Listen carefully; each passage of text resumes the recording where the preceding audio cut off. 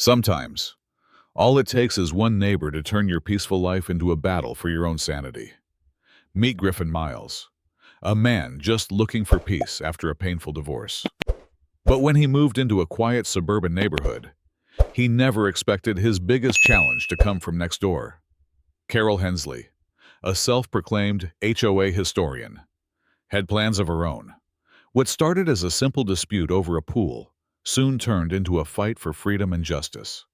This is the story of how one man stood up to an obsessive neighbor, exposing corruption and reclaiming his peace. Stay tuned, it's a story you won't forget. Griffin Miles had lived a life of structure and control. As a 40-year-old structural engineer, his existence had always revolved around precision and stability. The divorce had been a messy affair, full of legal battles, emotional turmoil, and a weight of loneliness he hadn't anticipated. In the aftermath, he craved peace, a break from the chaos, a retreat where he could heal. That's when he found the perfect house, a modest suburban home nestled in a quiet cul-de-sac outside Tucson, Arizona. A backyard pool, a cactus garden, and the promise of tranquility. But Griffin soon realized the serenity he longed for wasn't the only thing the house offered. It came with an unwelcome neighbor, Carol Hensley. Carol wasn't just your average homeowner. No, she was self-proclaimed HOA historian, a term Griffin had never heard before and quickly learned to dread. Her obsession with the neighborhood's homeowners association rules bordered on the fanatical. She knew every obscure regulation, every nuance of the bylaws. And, as Griffin would soon discover, she wielded that knowledge like a sword against anyone who dared stray from her interpretation of order. It started innocently enough. Griffin, in the midst of draining his pool for repairs, had no idea that he was about to provoke the storm. Carol, with her sharp eyes always watching, was quick to pounce. From her vantage point on the other side of the fence, she screeched at him like a fire alarm. "You're destroying communal water assets," she yelled, her voice grating, accusatory. Griffin, still groggy from the exhausting week of repairs and legal paperwork, stepped over to the fence, trying to remain calm. "It's my private pool. Carol, it was here before the HOA even existed. I'm following all the rules." But Carol, steadfast in her beliefs, wasn't buying it. She didn't care about deeds or bylaws. To her, this was an affront to her reign, a challenge to her control over the neighborhood. And like any ruler whose authority was questioned, she wouldn't back down. Within minutes, 2 police cruisers arrived at Griffin's house.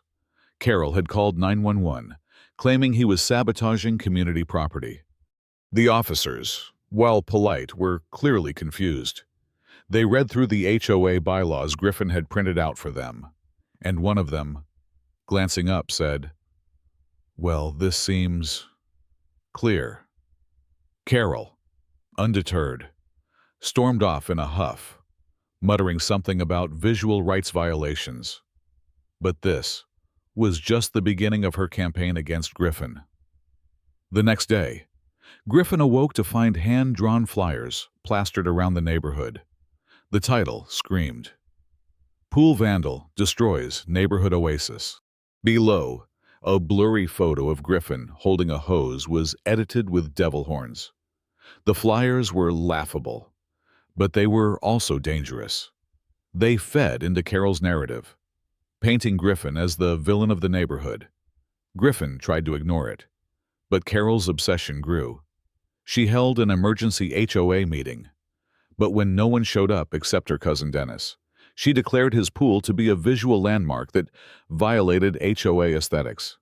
She demanded that he allow community swim Sundays, as if she were the queen of the cul-de-sac. The absurdity of it all hit Griffin hard. The very thing he sought peace was being torn apart by this woman's control. It only got worse. One night, in an audacious move, Carol sneaked into Griffin's yard at 3 a.m., dressed in black like some sort of half-baked ninja, attempting to refill his drained pool with a mixture of chemicals she had concocted. The motion-triggered floodlights went off, illuminating her as if she were on stage. Griffin, watched in disbelief, heart racing, as the woman fumbled with the hose and chemicals. He caught everything on camera. By the time Griffin shared the footage with Mara Delgado, the actual HOA president, the situation had spiraled out of control. Mara, horrified and furious, found out that Carol had been faking HOA citations, staging unauthorized meetings, and filing more than 20 false complaints in a single month. This wasn't just petty neighbor drama. Carol had crossed a line, and now Griffin had the evidence to take her down. But Carol's final act of defiance was the most audacious yet, using stolen HOA letterhead. She invited the neighborhood families to Griffin's public pool day. When parents showed up, expecting to swim, they were met with the sight of Griffin standing in front of a dry pool. The gates locked. The crowd quickly dispersed. And Carol, standing on the sidewalk, shrieked at Griffin, blaming him for undermining communal harmony. The fallout was swift. Mara convened a real HOA meeting, and with video footage, forged documents, and Carol's increasingly bizarre behavior laid bare. The vote was unanimous. Carol was permanently banned from any HOA activities. She was also served a formal trespassing notice. The community had had enough. The next few days were tense. Carol's house, once a symbol of her reign, was now up for sale. Neighbors whispered about her. Some said she had been blacklisted from HOA boards all over the county. No one seemed sorry to see her go. In fact, the neighborhood seemed to breathe a collective sigh of relief, to celebrate. The community threw a Freedom BBQ, a tongue-in-cheek celebration complete with lawn flamingos, disco lights, and a giant inflatable pool. For the first time in months, Griffin felt a sense of camaraderie with his neighbors. He wasn't just the guy next door anymore. He was part of the fabric of the community.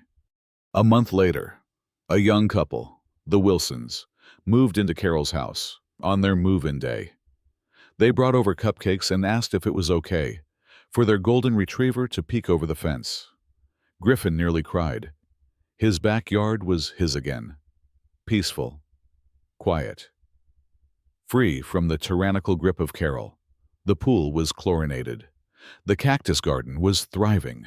And most importantly, the community felt like a place he could finally call home. As for Carol, she may have moved out, but she left behind something much more profound, a reminder of how dangerous it can be when someone with no real power decides they're going to enforce their version of order. She had tried to break Griffin, to force him into submission, but in the end, it was she who had been broken. The neighborhood learned a valuable lesson that day sometimes. You don't have to be the one in charge to make a difference. Sometimes, all it takes is standing up for yourself and for what's right. Griffin Miles finally had his peace. But more than that, he had the support of a community that stood by him, and that, in the end, was the greatest victory of all.